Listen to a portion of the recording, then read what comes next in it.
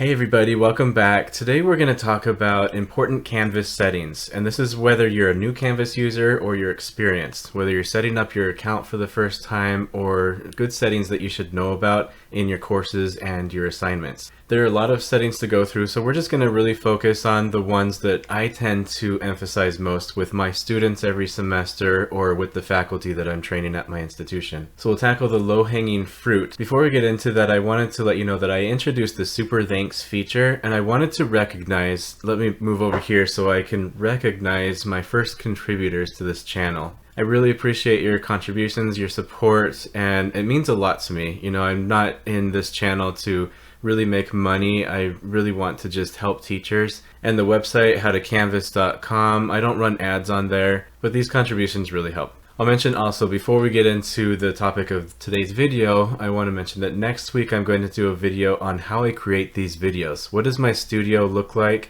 I'm going to pull back the curtains and you're going to look at my setup, both my hardware and my software. And if you have any questions that you would like me to address in next week's video, leave them in the comments below and we can get a fun dialogue going. So let's jump into the topic of this week. We're going to look at settings. And so here I am on my Canvas dashboard, and this is a free for teachers account. Many of you might be part of an institution that has a Canvas instance, meaning that you log in with your institutional credentials and then they house the Canvas courses for you.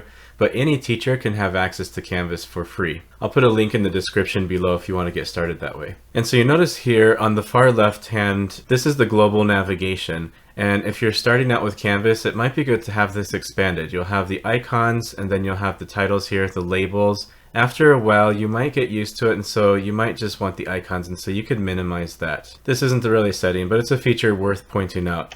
And likewise, if I hop into a course, you're going to see a hamburger icon right here. That's those three lines right there. Hamburger icons on the internet are used to collapse or expand content. In this case, if I click on that, then it'll collapse it. And so then I get more real estate for the actual Canvas course, knowing that I can access the course navigation at any time. And so suppose I'm on one of these pages here. This is a content page, and then I can collapse the navigation and really focus on the content there. So I'll minimize the global navigation, completely collapse the course navigation, and then if there's content on this screen, now this happens to be a 27-inch monitor, so there's enough real estate to work around, but you might be working on a smaller monitor, and so you may appreciate that option to be able to collapse the menu. So now I'm going to go over to this portion that says Account.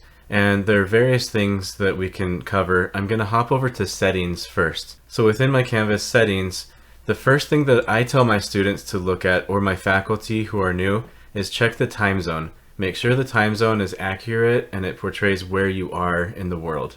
I happen to be on the East Coast. If I was on the Pacific Coast in California or Oregon, then I would indicate as such. And this is really important because the calendar and all of the Canvas events that have times and dates, they're going to sync to where you are in the world. Sometimes I have international students. I might have students from South Korea or Ireland. And so I always tell my students, this is one of the first things when I start the course, even if I'm teaching a course that's later in the program, I always emphasize to tell my students to come check your time zone and make sure it's accurate.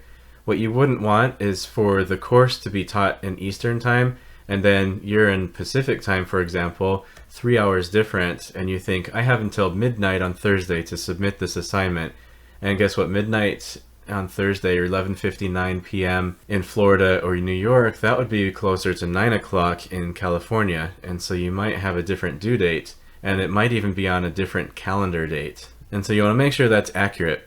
And I'll tell you, I was teaching a class one time, and I had a student in Australia, and there's a group assignment, and some of the students were saying, you know, it's not fair because he has until Monday afternoon to submit his content, but we have to get our content in Sunday evening, and he has extra time. And it's like, well, guess what? There's 168 hours in a week, regardless where you are in the world. And so he starts his week later and ends his week later, or however you might position that. But the gist is that you want to make sure your time zone reflects where you are in the world so that you have an accurate deadline. Another thing you might look at is the display name. I wouldn't touch the full name. That corresponds with the registrar content, and you don't want to change that, but the display name is just what do people call you. And so if you're William and you want to go by Bill, or if you're Samantha or Samuel and you want to go by Sammy, then you'd put that right here in the display name. And then in the discussion threads, in the grade book, and anywhere where you have a presence in Canvas, then people will see you by the display name that you choose. There's a third thing I want to emphasize on the settings here. Before I get to there, you can scroll down on the page and you can see various other things. You can see web services, you can register services like Google Drive, you can integrate third-party platforms, and also there are features here, and your institution might have more features than what I'm seeing right here, but I can do things like change the contrast UI, and that might help me if I need accessibility accommodations. You can underline or not underline hyperlinks, and so just look through all of these options right here. But the setting that I wanted to emphasize is that by default, you're going to have an institutional email address that's associated with your Canvas account, and that's fine. That's going to be your primary email, but you can add other email addresses as well. If you have an email that's on your phone that gets pushed content, then you might want to put that email, and you might not want to sync your phone up with your institutional email. And so it's fine if you want to use a Gmail or a Yahoo, then you would just put the email address right here. You'd click register email, and then you'll have to check that email and click the verification button in the email that Canvas will send you, and then you'll have that synced up to your Canvas account. You can also register your cell phone number if you want to receive text messages or your Slack email. And this is all important because if we hop over to notifications, if you register multiple cell phone or personal emails to your Canvas account, you'll see those here in columns, and you'll be able to choose which course activity notifications go to which email address, or if you get text messages. Now for the notification settings, I can set those at an account level, so across the board for all of the courses that you teach or take, or you can choose a specific course and set notifications for that particular course. You can see that there are tons of course activities that you can choose from, and you can see if you hover over each one of these, it'll explain what that is, and you can also go into the Canvas community, the Canvas guides, and get a more comprehensive explanation for each of these. The options that you have here are you can be notified immediately of something. So when that course activity occurs, it's going to send a message to your email or text, whatever you choose, and it'll do that right away. The daily summary would be it takes all those notifications and one time every day it'll send you an email saying these are all the things that have occurred in your class in this particular time frame. A weekly summary would be the same concept except for it sends you an email once a week. I believe it's Saturday morning. And then you can just turn the notifications off as well. I have my notifications off. This isn't a real course. It's just a dummy demonstration instance here on Free for Teachers. And so you can see everything's turned off. But the one thing that I do tell my students when I'm teaching, and if I'm training my faculty, then I elaborate that the announcements should be turned on. And I have my students turn them on, notified immediately. I can't force them or compel them, but I very much encourage them to turn that on, because when I'm teaching, then the announcements are a way that I can disseminate important information all at once to the class. And I want students to have access to that information right away.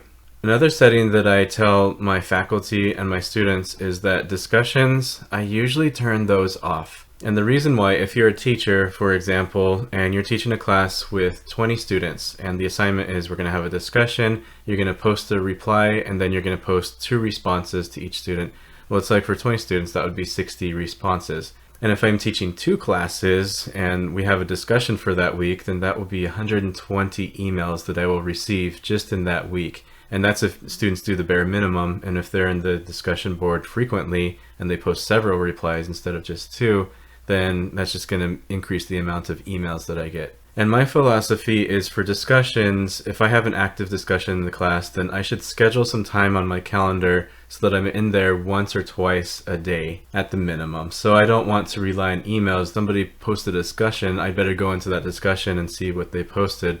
It's like, no, I take it on myself to schedule the time so that I'm in there, and I don't really need those notifications. Before we jump into a course and see some course settings, I just want to go to the profile. So I'm still in the account, I'm in the profile, and there are a few things that you can change here. So if you wanted, you can put your pronouns, and that's also in the settings. It's available there. Put your title, your biography, and that's all great if you want. You can put some links to your LinkedIn or website, whatever. All of that it's nice to have, but the important thing I think is that you get a picture up. Especially if you're in a blended or online learning setting, it's important that people can associate a name with a face. Even if that face is tiny, because your avatar is going to be tiny, but it's important, I think, that we build that community. And so you can upload a picture from your computer. If you have a picture, you can take a picture using your webcam. Don't use the Gravatar. That's just going to generate a fun design. But really, it's important for me that my students upload pictures of themselves or take a picture.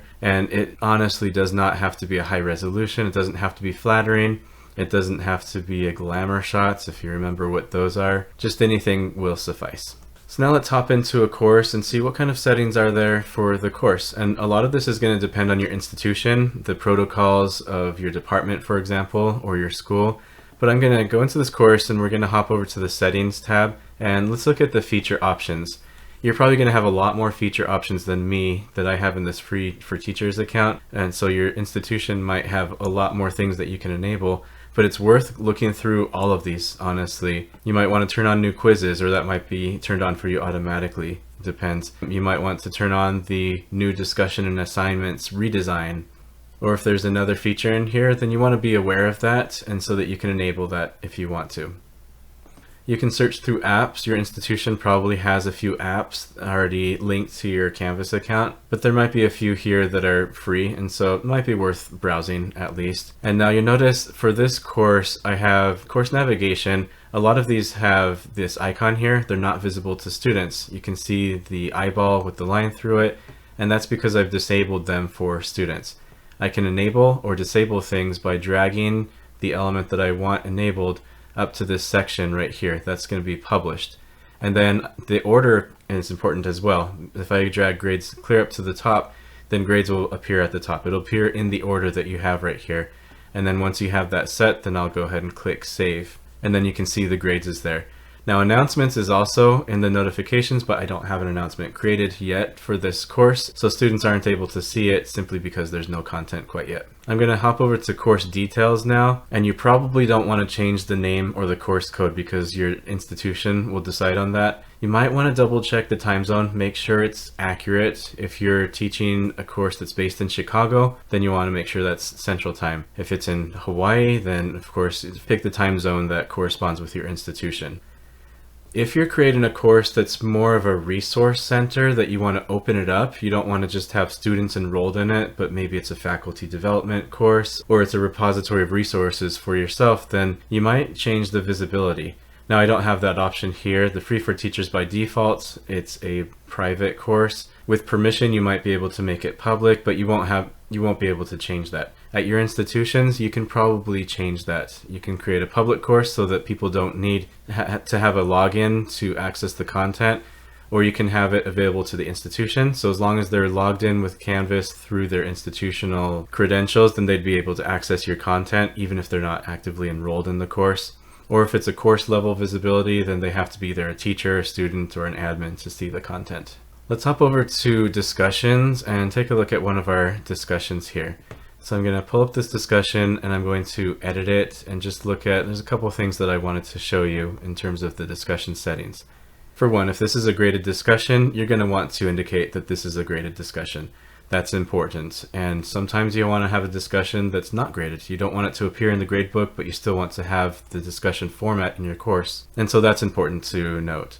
And also, if you have a student who needs accessibilities, then you can actually work that into the settings of the assignment or the discussion. For the due date here, I have a due date. We can assign this for perhaps the 24th at whatever time. But then I have one student, perhaps student 2, needs some accommodations, so they need some extra time. And so I can say, okay, you have until Friday. You get an extra 48 hours to submit that. So now that you see student 2, the student who needs an accommodation, needs an extended timeline, and then everyone else would have this timeline right here.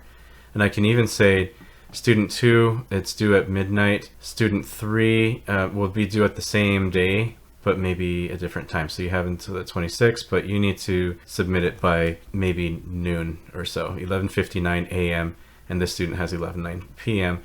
Everyone else, it's due the 24th at around midnight that night. So then you go ahead and save that, and that's how you can accommodate students. The last setting that I want to show you is if I were to create an announcement here, then I'm going to put in some content, some lorem ipsum, and I'm going to misspell announcement up there. You can upload a file, you can put whatever content you want, but the setting I want to show you is delay posting.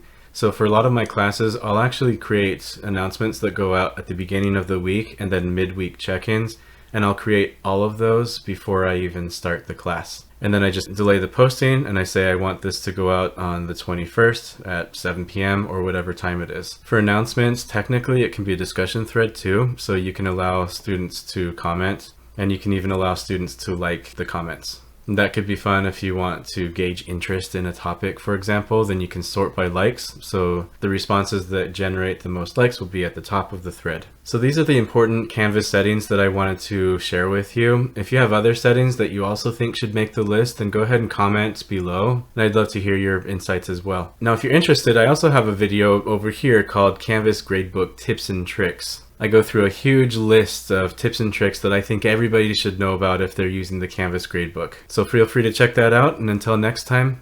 Happy teaching and learning.